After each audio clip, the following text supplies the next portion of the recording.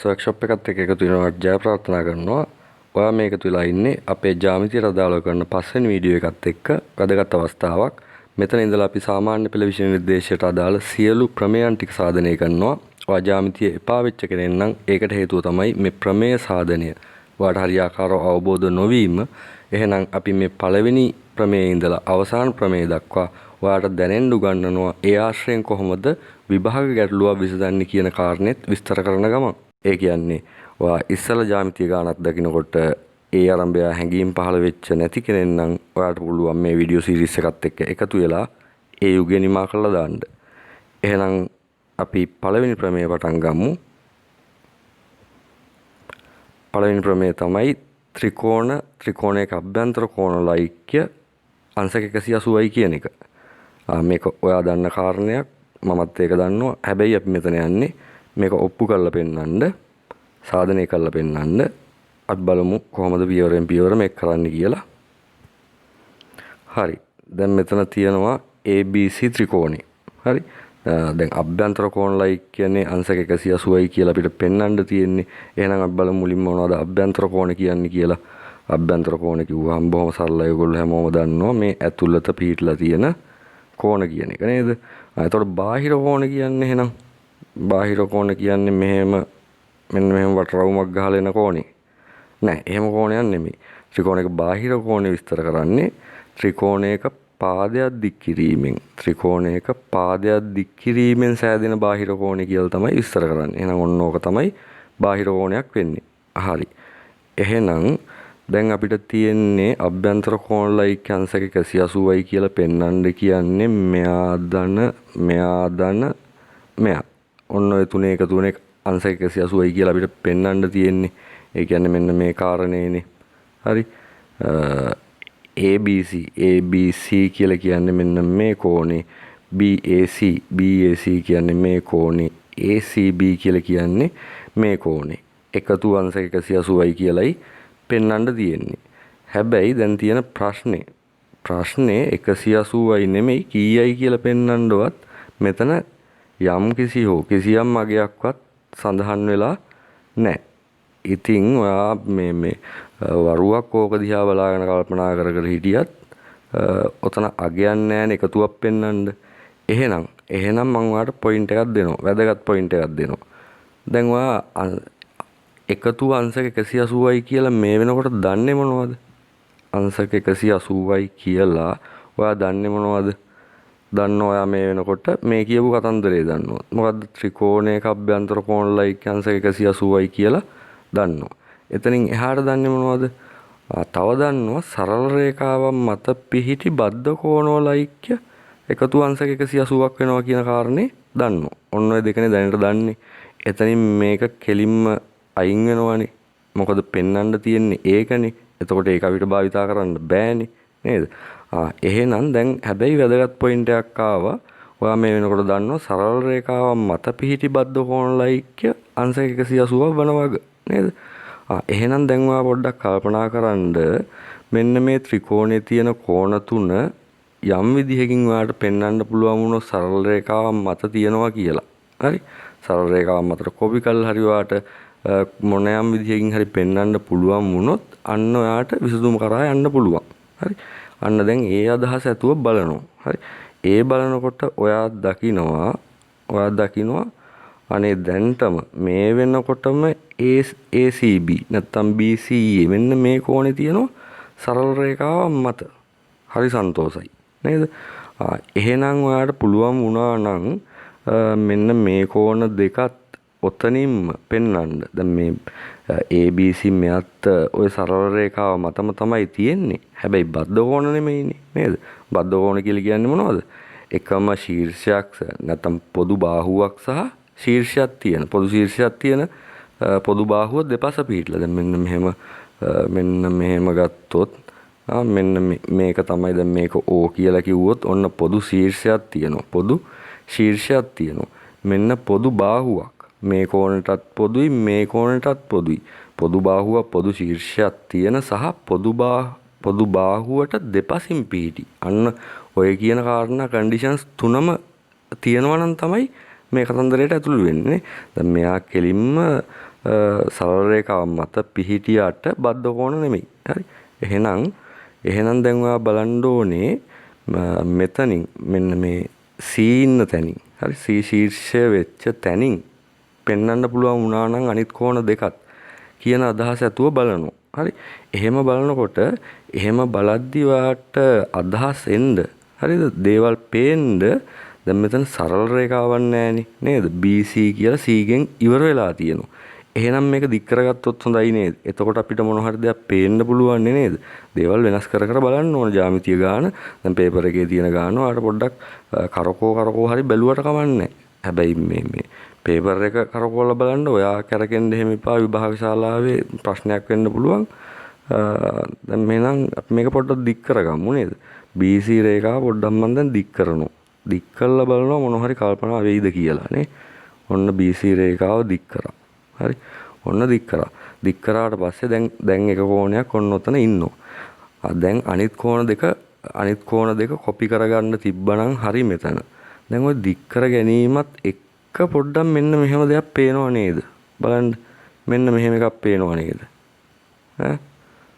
ඔන්න ඔහොම එකක් දැන්ට පෙන්ලා තියෙනවා නේ. ඕකේ යම් හුරුවක් එනවද ඕක දැක්කහම? මොනවා ආශ්‍රිතවද? සමාන්තර රේඛා ආශ්‍රිතව. මෙන්න මෙයාට සමාන්තර රේඛාවක් මේ පැත්තෙන් තිබ්බනම් නේද? අන්න ඔහොම සමාන්තර රේඛාවක් තිබ්බනම් මේ කෝණෙයි මෙන්න මේ මම මාක් කරපු කෝණෙයි මේ කෝණෙයි මොනව වෙනවද? අනුරූප කෝණ වෙනවා නේද? F හැඩේ කෝණ වෙනවා. අන්න දැන් අදහසක් ආවා නේද?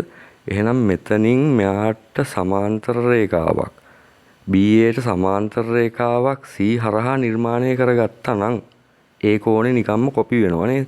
නිකන් අපි පොඩ්ඩක් එහෙම කරලා බලමු නේද? කරලා බලමු එහෙම පොඩ්ඩක්.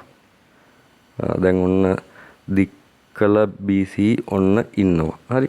අපි දැන් මෙතනින් නිර්මාණය කරනවා සමාන්තර රේඛාවක්. හරි. දැන් ඔයා දැක්කා මෙන්න මේ කෝණේ මොනවා වෙනවද?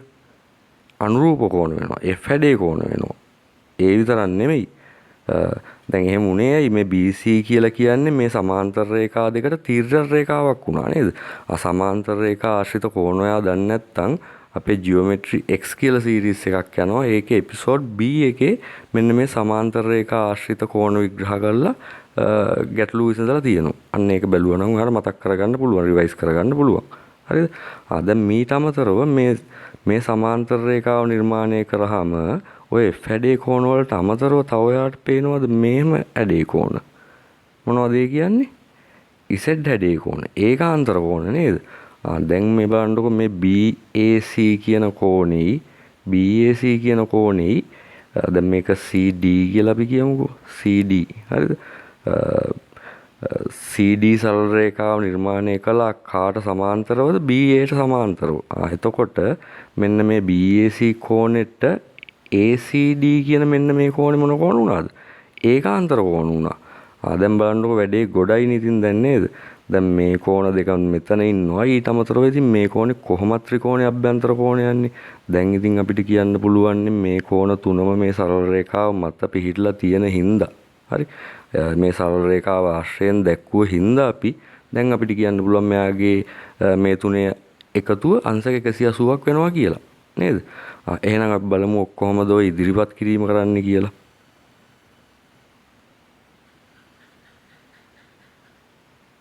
හරි. දැන් එහෙනම් අපි ඕනි BC දික් කළා ඊට සමාන්තර රේඛාවක් නිර්මාණය විදිහටත් කළා ඒ රූප සටහනම දාලා තියෙනවා. එහෙනම් දැන් අපි බලමු පියවරෙන් පියවර අර කිව්ව කතන්දරේ කොහොමද සාධනය කළා පෙන්වන්නේ කියන එක නේද? දැන් මුලින්ම ජ්‍යාමිතිය ගානක් පටන් ගන්නකොට ගාන කියෝලා ගාන පටන් ගන්නකොට පටන් ගැම්ම වෙන්න ඕනේ මොකද්ද? දී ඇති දත්ත ආශ්‍රයෙන් තමයි ඔයා පටන් ගන්නෙ. දත්තේ මොකද්ද කියලායි කියන්න ඕනේ නේද? දත්තේ. හරි. දත්තේ මොකද්ද? ABC ත්‍රිකෝණයක් කියන එක නේද මුලින් දෙකනේ. ඔයාට ගාන දෙනකොට මෙන්න මෙතනින් මේ පැත්තේ කතන්දර මුකුත් දීලා තිබ්බේ නෑනේ. ඒව අපිනේ කරගත්තේ නේද? සන්තකේටම අපි දැනගෙන හිටියේ ABC ත්‍රිකෝණයක් කියන එක විතරයි නේ. එහෙනම් දත්තේ ABC ත්‍රිකෝණයක්. හරි. ඊට සාධනය කළ යුත්තේ ඉතින් ඕක ගානේ තියෙන කතාවම තමයි ඔය ලියන්නේ. සාධනය කළ යුත්තේ මොකද්ද? සාධනය කළ යුත්තේ අපි කතා කරා මෙන්න මේ අභ්‍යන්තර කෝණ තුනේ එකතුව අංශක 180ක් වෙනවා කියන එක නේද? ඉතින් ඒකත් ගානේ තියෙන එකම තමයි ලිව්වේ. ඊට පස්සේ බලමු. දැන් ඕක බැලුවා 17 කල්පනා කළත් කොච්චර මේවා කළත් ඕකෙන් පෙන්වන්න බෑ එකගයක්වත් නැහැ. එහෙනම් අපිට සිද්ධ වුණා නිර්මාණයක් කරගන්නනේ.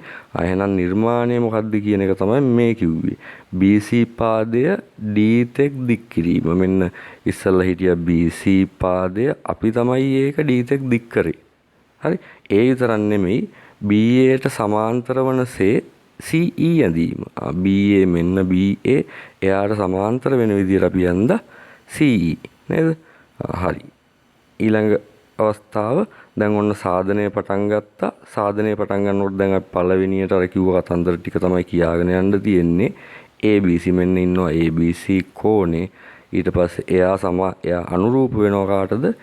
ECDට නේද? හරි. ඒක තමයි ඔය කියලා තියෙන අනුරූප කෝණ කියලා තියෙනවා. ඊට අමතරව දාලා තියෙනවා BA සමාන්තරයි CE කියලා. BA සමාන්තරයි CE. සමාන්තර රේඛා දෙකක් තීර්ඝ රේඛාවකින් ඡේදනය වීමෙන් සෑදෙන අනුරූප කෝණ තමයි සමාන වෙන්නේ. රේඛා දෙක සමාන්තර නැත්තම් එහෙම වෙන්නේ නැහැ නේද? ඒක ඔයා දන්නවා. හරි. ඊළඟට අපි කියනවා BAC. මෙන්න BAC ඒක සමානයි ACEට. අපි කිව්ව Z හැඩේ කෝණ. ඒකාන්තර කෝණ. එතන කියලා තියෙනවා මේ රේඛා යුගල සමාන්තර වන බැවින් කියන කතන්දරේ නේද?